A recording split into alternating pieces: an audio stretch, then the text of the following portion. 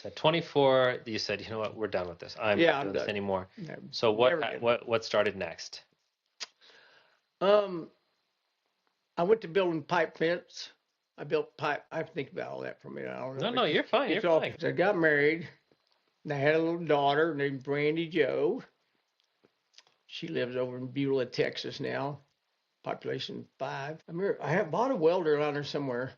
Maybe I went back to Brandon Cattle. I think I did. I went back to Brandon Cattle for a while. I got some more feedlots back, and I went back to Brandon Cattle. And then, that's right.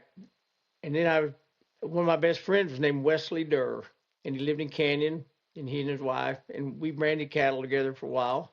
And we also rodeoed together. He rode broncs, I rode bulls. Oh, And my friend Lucky London Green and a bunch of us, that's how I met most of my friends in Amarillo, Texas. you bull rode. Yeah, for about 6 or 7 years. You know that? No, Yeah. that's Yeah, I rode bulls bull riding is a serious business, like meaning serious breaking bone business. That scar in that hand right there, I got when I was 4 or 5, riding baby calves. Yeah, I was riding, I grabbed hold of the fence, a barbed wire fence.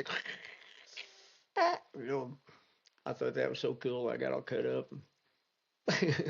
But I've been riding bulls and calves since I was a kid. I mean, that's always. I had 3 things in life I wanted to be. Okay. I wanted to be a world champion bull rider. Okay. I wanted to be an underwater welder, and I wanted to work on the New York Stock Exchange floor. The floor, man. I wanted to work on the floor with those people who's all day. I wanted to be one of them guys. I never got there, but I didn't get to be the world champion bull rider either. But I rode lots of bulls, and I was an underwater welder for a long time. So I never made the stock market though. So I just trade stock instead. There you go. Yeah, but I don't know why. I just always intrigued me. Those guys that are on the floor of the stock market. But you like numbers. You like how things tick. I'm not gonna put it that way. Okay, so explain. But I'm not a number guy like you probably. But I understand them. I mean, I can process it in my brain pretty fast. But as far as physics and calculus and all that, I had no clue how to do it. Yeah. I didn't do good in math. But when I went to underwater welding school, they would ask you questions like on that dive license hanging on the chamber. Yeah.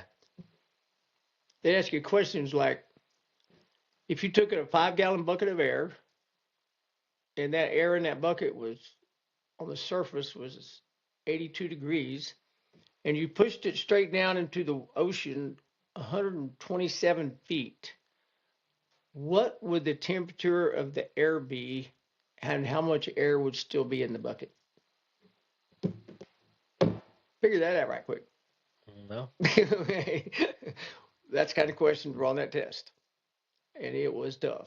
But I had a friend named Michael Cadan, who was a practical math genius, and he kind of stayed over at my apartment a lot when dive school, and I learned from him. And he's the only reason I got through that part, because I learned enough from him to get through it. But as far as numbers on a bid and stuff, numbers, yeah, fine. But you got to do weird equations. Not me. I never liked geometry with the b plus 3 minus f equals z. I never did get that. So then let's talk in your 20s to early 30s. What were, give me a challenge that like you're like, oh my gosh, I can't believe I'm in this. And then like how you found a way to pivot and then like turn and just make your move up. Because you've done it many times over, and me and you've talked about those. I have. But I don't know. Even if you think it's minor. My problem is I get bored with things sometimes, and talked about that with kids nowadays. I probably did the same thing, but I would get to a point doing something that, I don't know, I was bored with it.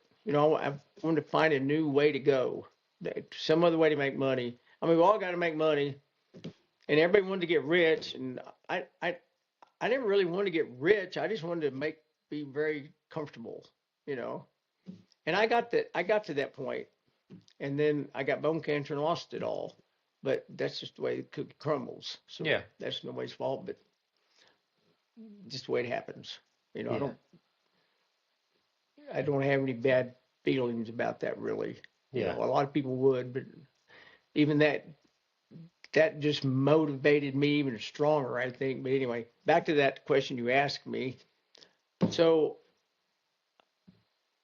I would just see something and I'd know that nobody else was probably doing that. And I bet I can make some money doing that. And I would do it. And sometimes it worked, but most of the time it did work. Because I just, when I start something, I want it to work. And I'm going to push it pretty hard to make it work. You know, like in the first oil boom, I don't know if he was alive then. No, it probably wasn't. Yeah, it was in the 80s sometime. Oh, no, it was in the 86 maybe. I was around, but not. Okay.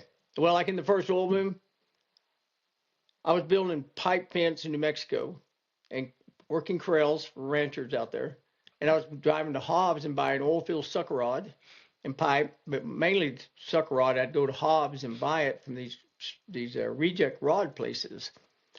Well, I had some friends in Oklahoma because my buddy Wesley Durr that I used to ride bulls and broncs with, he and I spent some time in Oklahoma drilling oil wells, and I took my ditch witch machines up there and never dug a single ditch, but I did work in the oil field and learned how to drill oil wells. Yeah. But so I had met some guys up there in the oil business, and so, but that little boom was kind of over, and I'd end up back in New Mexico. And I was building pipe fence. Well, then this new boom, really the big boom started. And this friend of mine said, "Do you know where to get some sucker rod?" And I go, "Well, yeah, I got about 3,000 of them laying out here on a pile because I used hundreds and hundreds of them building fence." Yeah. So he said, "Do you have any 3/4 or 5/8?" And I went out there and I go, "Yeah, I got about 500 of them." He said, "If you brought them up here, I think I get $25 a piece for them." What? Yeah. What'd you say? I bought them for $3. Yeah. So yeah, I said, "I'll bring you a load." So I went and borrowed my dad's gooseneck trailer that was only 20 foot long, and these were 25 foot long. So I'd put an extension on the end of it. Yeah. And I borrowed my friend's 4-wheel drive truck because my truck wasn't heavy enough to carry that. And I drove it to Claremore, Oklahoma. I put 500 5/8 rods on there, and we got $25 a rod for them. And I remember seeing that wad of cash, and I was going, "Oh my, we hit jackpot." He said, "Can you get some more?" I'll be right back. So I went back to New Mexico. I went and bought me not a new truck, a used truck with a flatbed. Mm-hmm. I took some 2 3/8 pipe. I built me a 30-foot gooseneck out of pipe with some big old tires and axles, and just as fast as I could build it. Yeah. And hooked the trailer on, drove to Hobbs, picked up 600 sucker rods. Bam. Sold them the second I got there. I paid $3 for them. It's $25 up there. 600 times. I did the 5 times. Yeah. I did the 500 times 25. Yeah, So so you're that's making about what, 12,500? yeah. I was making 12,000-15,000 a trip. A trip. And I'm going, I wonder how long this is going to last. So I was just as fast as I go. And then they started wanting me to ask me if I find me drill bits. Well, I had a friend in Hobbs. Yeah, he's had all kinds of drill bits. So I'd buy these drill bits from him. It cost me $3,000. I'd get $6,000 for them up there. Plus, I could haul 5 of them in the cab of my truck and haul suck rods. Yeah. So I was making like $20,000 a trip. So my wife at the time, this is a new wife, Mm-hmm. she ran barrels at the rodeos. Oh. She's a barrel racer. Pooh Bear, I'm talking to you. I saw her today for the first time in 27 years. You got the pecan Grove. Right? Pecan Grove. Yeah. In Luther, Oklahoma. So we would stop in Canyon, Texas. Mm-hmm. Her parents lived in Luther. We would stop in Canyon, Texas, and I had this 1 ton that the air conditioner was kind of built in the floor, and I'd take the vents out of it, and I just stuffed wads of $10,000 in it because I didn't have any place to keep it really, and I didn't want anybody to steal it so I just stuffed it in the air conditioner bins. That reach down there and grab it and pull it out. So anyway, we would stop in Canyon at the racetrack. They used to have a horse racetrack in Canyon, and we'd buy the horses at the Clayman race there, the race horses, and she would try to make barrel racing horses out of them. So we spent a lot of money there. They're $3,500 to $5,000 a horse, but and we did good until the oil boom was over. I remember one morning, it was on a Thursday morning. I'll never forget it because the oil boom was over. Bam! What year? I would say 85 or 6, somewhere around there. 5 or 6. Yeah, it only lasted like a year. Only 1 year. Yeah. So how many runs would you say you knocked out in that year? Huh? How many runs did you knock out? Out a bunch. Some unreal. I was going 2 a week almost to Tulsa. I'd drive from Tulsa to Hobbs, back to Tulsa, back to Hobbs, back north. Yeah, I made a bunch, and I made a lot of money. And I bought a lot of good stuff. I bought equipment. I like to buy tools. Yeah. I just way I am. So I was buying. I had a lot better 1-ton then, and with a beautiful flatbed and a big old racing motor 454 in it that a guy made for me. Cost me a lot of money, but I didn't care. I like to have good stuff. Yeah. And so I just bought that, and I bought some good trailers, and then when it was all over, I went back to building pipe fence again. And then I got tired of. I kind of ran out of work in New Mexico. I built so many pens and corrals everywhere, and my wife's mom and dad lived in right north of Oklahoma City, and that was the horse capital of the world up there practically. And so I thought, I can go up there and build pipe fence. And so I went up there and we bought some property right on I-35 North, and we put Rod's Welding and trailer repair. And so I rebuilt horse trailers that I learned from Bud Berry here in Amarillo. I stored all that knowledge so I could rewire any trailer. I knew how to weld pretty good by then. Yeah. And I could paint good too. So I just started rebuilding horse trailers, and there was a company right next door to me called Robinwood Feed Store and Trailer Repair, right next door. So I put my business in right next door to them. And I put them out of business in 4 months. I did better work than they did. My philosophy is to beat everybody else, you got to outwork them. That's good. You just got to outwork them. You outwork them, you'll beat them. So it's got to be good work, not just junk. But you put out a good product, you outwork everybody else, you're going to be the winner. That's the way I always looked at it. So that's just the way I always went at it. Push, push, push. So anyway, I end up there. I don't know how many miles of pipe fence we built, miles of it. And then I ended up getting a divorce a few years after that. We get it's a whole nother story. His wife too. All because of Trudy. Yeah, I remember you telling me about her. Yeah. Maybe Trudy won't watch this anyway. But anyway, so then I wandered off to underwater welding school because I always wanted to do it. My whole life I wanted to be an underwater welder. I couldn't swim very good, but was that for the government, the Army, or anything like that? Or is this okay? No, you just go to school in Houston at Ocean Corp, or there's another in Seattle, and you just go to school, and there's plenty of jobs as soon as they'll graduate school. But the funny thing was there was, I think, 26 of us that started in class. Maybe 10 or 12 of us graduated out of the whole school because they just flunked out. You have to get in first thing they do is put you in chamber. And if you can't clear to 40 feet, you're gone. Okay, so been in a chamber.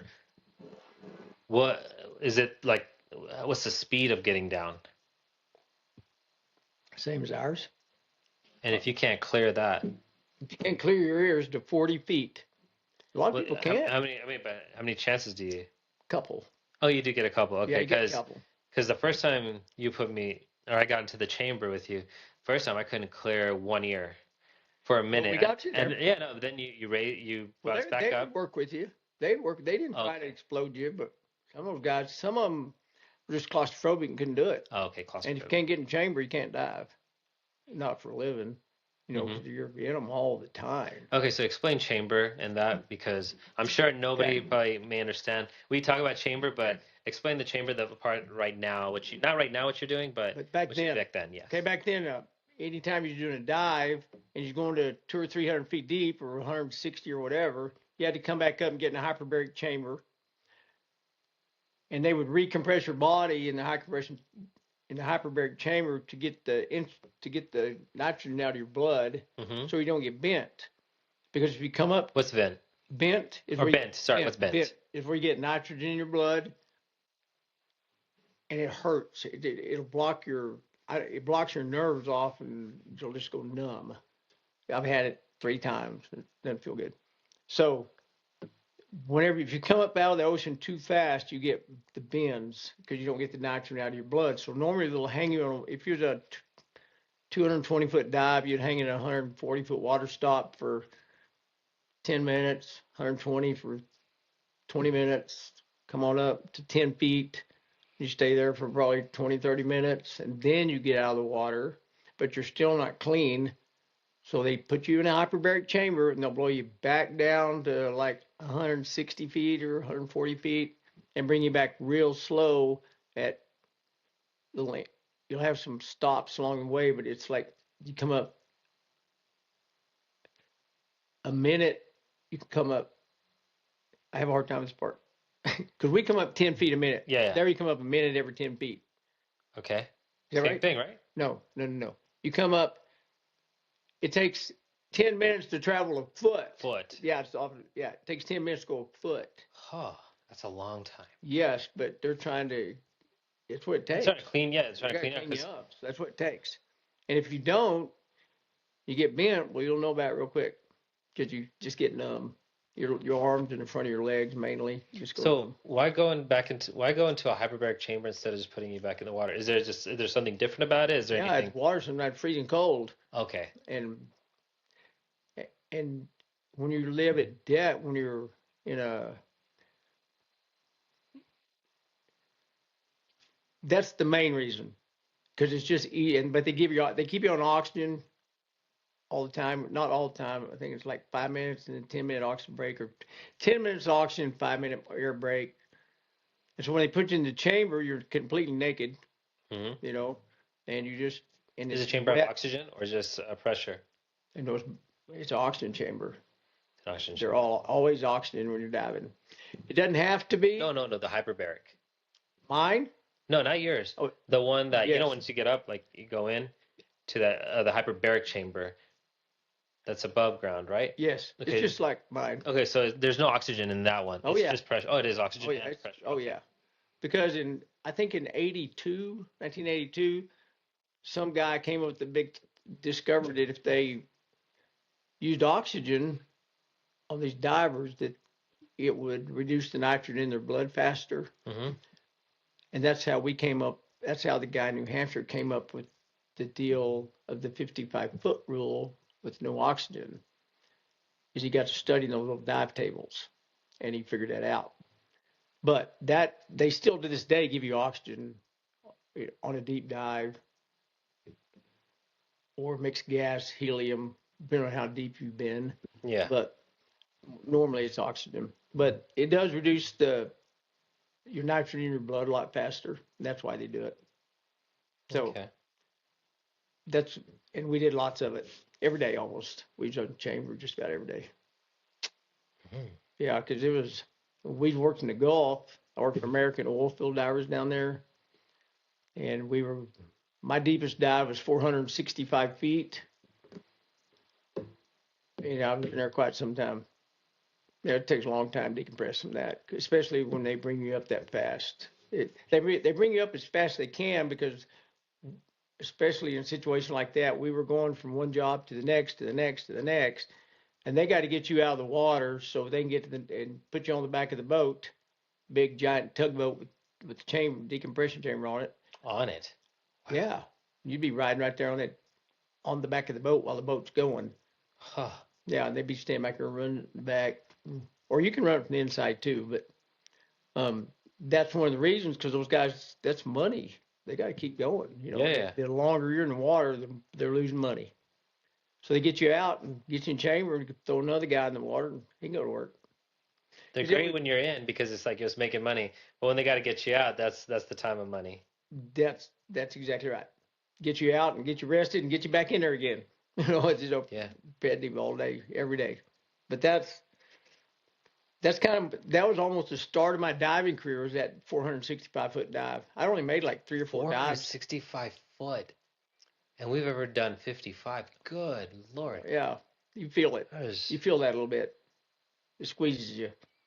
I mean, your insides, like. No, you don't really feel it. You just feel it in your skin, kind of. Really? Because our voices change. Yeah. Because you said, what did you say? I was talking like Donald. I was on mixed gas. No. But like, what is it that squeezes? Huh? No. What is it that squeezes on the inside that changes our voice? It's your larynx, isn't it? Yeah, your larynx. I think is what you told me. Yeah. So like that's why like whistling you can't do when we get. And I didn't. I've never noticed that after all the thousands of times I've been in tank. I don't know why I was so curious. Yeah, I tried it. I was curious. And I get there, and Chris go, "You can't whistle." And here I go, "Why were you whistling in the tank?" I know. It's curiosity. It's curiosity. I know. I remember I tried to do it. I've tried to do it numerous times. And our voices are higher pitched, as if you've taken in helium. I sound like a leprechaun. And Shad and Lundgren sound like a leprechaun too. I don't know why that is. But yeah. So it's a lot better than being talking like Donald Duck. That's horrible. So how's the pay in that? Because I know, like, well, when we were they paid you by the foot. So they paid you like $20 an hour, but they paid you by the foot. 0 to 50 is free. That you don't get paid for that. If you're working from 0 to 50, you're just working $20 an hour. Then back then, the next 25 feet was a quarter more. Was 25 cents. 25%. Oh, 25 cents. 25 cents. I can't remember how they added that up, but you could make a pretty good amount of money on I made about, on that 400-foot dive, I made like almost $1,000 on the one dive. On one dive, because it went that it adds up somehow. So every 25 foot is 25 more cents or something, or $25 or something. I can't remember, but it adds up fast. It was too long ago. But 25 cents doesn't sound like anything. I made $25 or 25 cents a foot or something like that. After that, yeah, but if you're going horizontally in a pipe, it pays a lot more. It was like $1 a foot to go horizontal in pipe. That's in the Gulf of Mexico, though, back then. Or if you got inside of rig legs and stuff, that paid. But that must be really like. There was only like 3 other people that could do that, me and a couple other guys. But people probably hyperventilate. Oh yeah, they freak out. They can't go in pipes. Like how big is the pipe? If you're claustrophobic at all, you might be able to go in a chamber, but going in a pipe is a whole different. Because how long is that pipe? 24 inches. No, 24 inches, but like how? Oh, some of them miles long. Like in Honolulu, the outfall system for the sewage. Yeah. Goes miles offshore. I went about 660 feet in one, in a 24-inch pipe. I went 660 feet in it and put a clamp on the inside of it because it was leaking. And that's the only way you could fix it, put an expansion clamp on the inside of it. That was not a good dive. Diving in an outfall pipe, sewage. I mean, how do you even see? You don't. Yeah. No, you tape before you ever go in there, you put tape on the inside of your dive helmet so you don't even try to see, because otherwise you'll give yourself horrible headaches trying to see. Because you can't see if you've got duct tape in there. You don't worry about it. Just, that's how you do everything. But you get used to it, because in the Gulf of Mexico, half the work's like that. It's just mud down there. Oh. You can't see half the time, so that's how you get by. That's something you wanted to do. I didn't know it was like that at the time.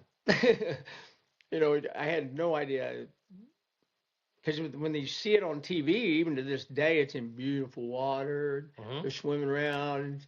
No, that's not how it is. You get no. I mean, in some places, there's always bad spots in the North Sea. It's the rough waters and the cold, and like the movie The Last Breath. You need to watch that sometime. Okay. Last Breath is on Prime Video. But anyway, no matter what you're doing, there's always good and bad. But it was just an adventure, is what I liked about it. Just Hmm. something new every day. And the stuff you see in the bottom of that ocean, you'll never see that anywhere else. How many hours Unless, can you be down there? Or could you be there an hour? um, Like when yeah, working? 100 and something feet, you could be there hours. What about the 400 and 600 feet? No, that was faster. You get down there and back, pretty much. I was there 10, 15 minutes the most, probably. So you had to be real efficient. Yeah, you do, and they'll fire you immediately if you're not. Like if you drop a wrench, you're they're probably gonna fly you home. Ooh. They just you carry crescent wrenches on a lanyard, and they have them all hooked to your harness with sometimes a hammer and whatever else you may need, but you have it all hooked to you. And sometimes you have to unhook it to do whatever you're doing. But if you drop that wrench, and that's on a wrench, and you're not going to go get it, but you can't finish the job. So you're having So to go right back up, and it you got to wasted go all right those back up, and you hours. wasted all that time. Ah. They'll send you home on a helicopter real fast for that. So tell me the worst situation you The worst situation I was ever and that work. in Honolulu, Hawaii. I was trying to get an anchor chain. They'd broken an anchor chain, and it was 165 feet down in the mud where they broke the chain, and they was in Pearl Harbor, and they would pull these chains back, and we were setting buoys for the ghost ships in Pearl Harbor, and they pull on these. They had a piece of plate that we drove in the mud, and the anchor chain was hooked right in the center of it, and they drive it in the mud, and they pull it back, and that plate would go like that, Yeah. and then that held it in the mud. Well, they broke it at 165 feet, and it was cheaper to go try to retrieve it than it was to buy a new one because those chains are super expensive. So they we put a 24-inch pipe down there, and we water lifted all the mud out of the pipe.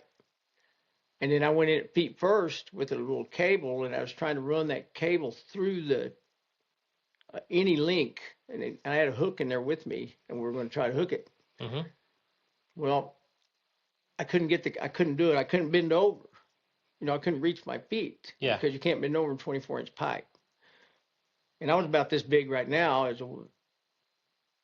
not a little bigger maybe, but I could barely fit in there. Hmm. But I couldn't do it, and so I go back up, and me being just, I can get her, don't y'all worry, attitude. But nobody else would go in the pipe except me. I'm the only guy that would do it. Uh, Nobody else there went in so they pipes. didn't have a choice anyway. They have a choice.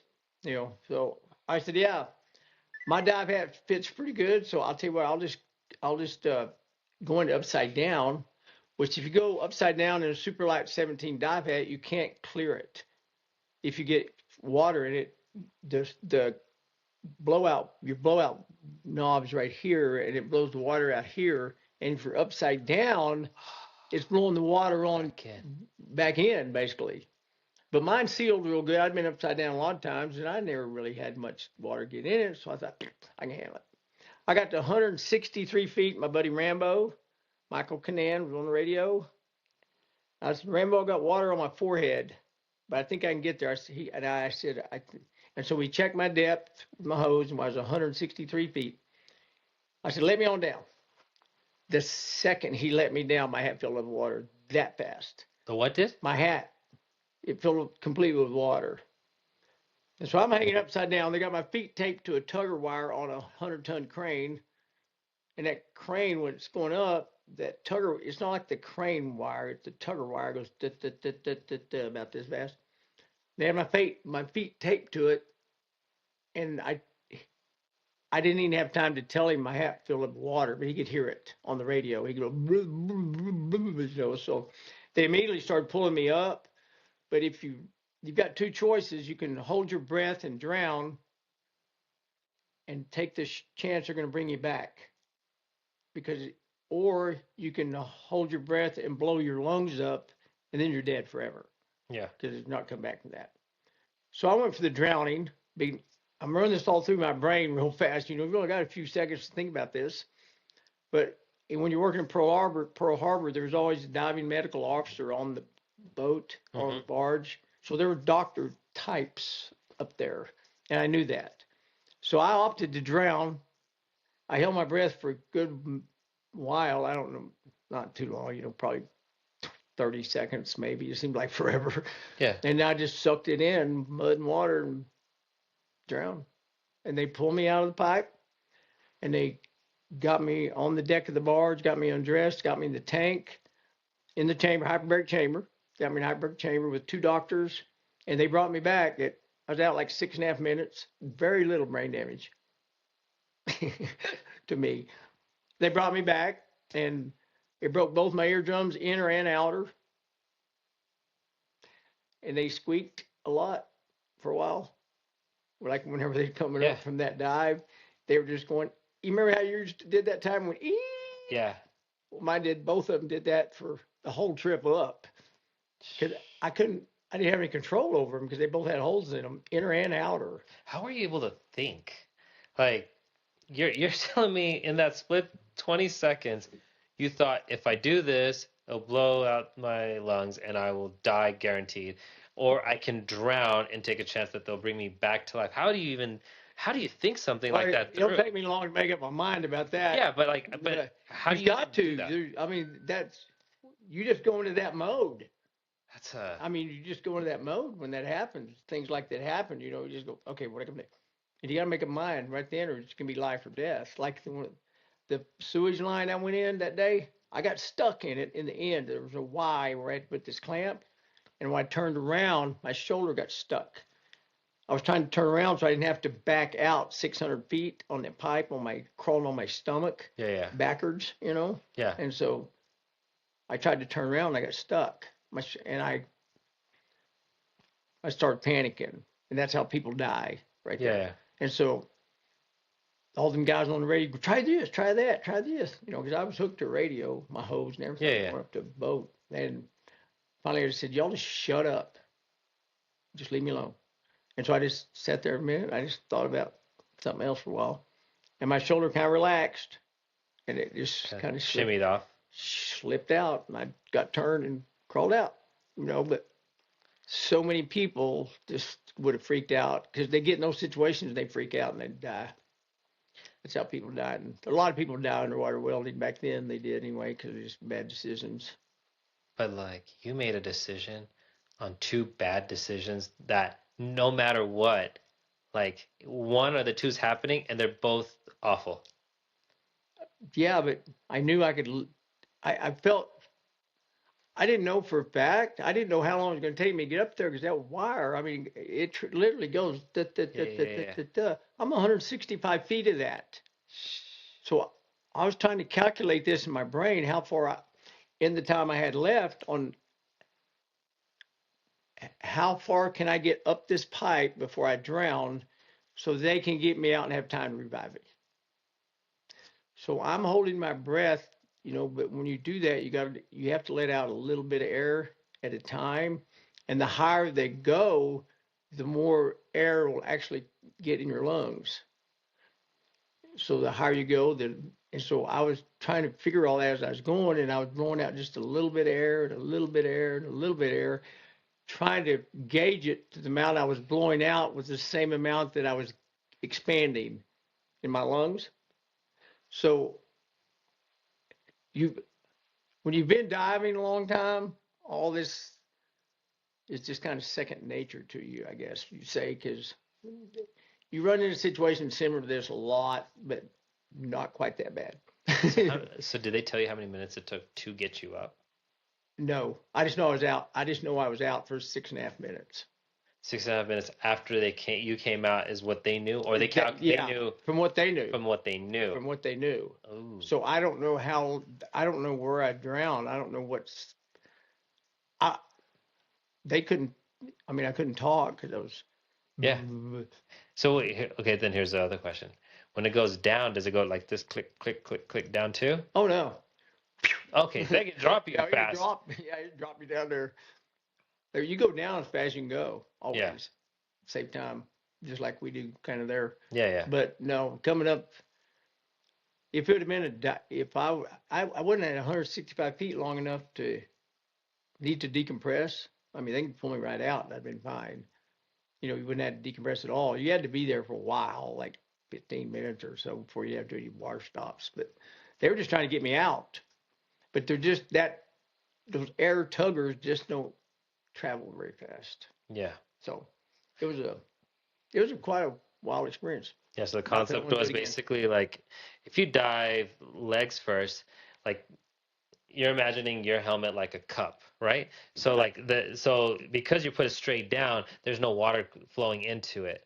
And if there is any light water, by blowing it out this way, It you're has blowing out with the pressure and the air. right because the water would go in through my neck dam, but I'm upside down. But you literally put the cup in a normal fashion, and you have Yeah, all this water all the way here, yeah, and it has the best chance of getting in. right. But And you you try to should not blow it out, and you just add more in. you just add more in when you're upside in a hat So like were you that. trying to blow it out? I was, Oh, which if I know this would have been a really long shot, but I've had to do this one time and they teach you this in dive school, where if you have to if something happens to your hat or something, and you have to breathe, you have another hose the size of an oxygen hose on an oxygen cutting torch. You have you have a hose like that with you, and you check your depth with that. You can hold your thumb over it. They'll shoot air through it, and then you hold your thumb over it, and then you let the water back in it, and they can tell you how deep you are. But that's also emergency air hose. So in an emergency situation, you can take your hat off, and you put that hose right here inside of your mouth, and that water shoots across your mouth, and you breathe the air. I mean, this is the standing in, bubbles. well, you try not to breathe bubbles maybe, but it's a good stream of air. But you got to learn how to breathe it with just your lips without pulling water in. Like that. And you stand in dive school. You stand in a 40-foot tank doing that until you get it right. Because most of the guys, But it they wouldn't shoot work. up. It wouldn't work upside. Would it work upside down? Yeah, yeah, you can do. Even as But you're getting pulled up? yeah, you could have, but I couldn't have got my hat off anyway because I couldn't even reach back here to get it off. It's 24 just too inches. tight. Yeah, Yeah. just too tight. You got to get your hand like this and Elbows pull it down. off and everything else. And Yeah. you didn't have room for that. I didn't have a choice. That was my choice. No, Drown. but So that is that's. it wasn't that bad. I don't. It You just say it's not bad, but like me listening to, like I've had worse situations. I think. I was practicing like inhaling air and then going like blowing out slowly. I'm like, ooh, Uh, oh man, uh, that. just Okay, just another wild experience in the. okay. So you told me how you ate in while you're at Pearl Harbor and what do you call it when you were doing the diving work? How I ate. Yeah. So tell me some things that you ate, because like I know Oh, you ate yeah. some good food that would be very expensive if you just went to a restaurant. Yes. So I remember when I first got there, I was fixing to go to work rebuilding the docks under Pearl Harbor, and we got there a little early or something. I don't remember why, but it was a couple of weeks before I go to work for them. So I went to work working on the welding on the bottom of a tugboat. It was on dry dock. And this guy, he said, because I was having a hard time finding food over there that I wanted to eat, because they eat dead sea creatures a lot, you know. So anyway, this guy said, "Hey, I'm gonna go get tacos and beer." And I went, "Yeah, I eat tacos." Yeah. He come back. I'm looking. That's not a taco. He goes, "Yeah, it is." It was octopus. A baby octopus is called taco in Hawaii. Oh. It's all cut up in little tentacles and everything. And No, I don't know that. yeah, it's called taco in Hawaii. So I learned that little lesson real quick. But yeah, I mean, they have many hanas over there, and throw the food around, eat it. No, but remember you said something about where you would fish Oh, and you'd eat a certain kind of food that would be The lobster. The lobster. The lobster. We'd go down in the mornings. We was offshore a lot. There by this pipeline that there's a refinery there on the west shore of Hawaii, Mm-hmm. a gas, just a fuel refinery of some type, and all these ships pull up, and they pull these big rubber hoses up, and they unload them off in those rubber hoses and send to the refinery. But we have to change those hoses all the time just to be sure they're in good shape. Mm-hmm. So we spend a lot of time out there, days sometimes, just sitting there on a tugboat.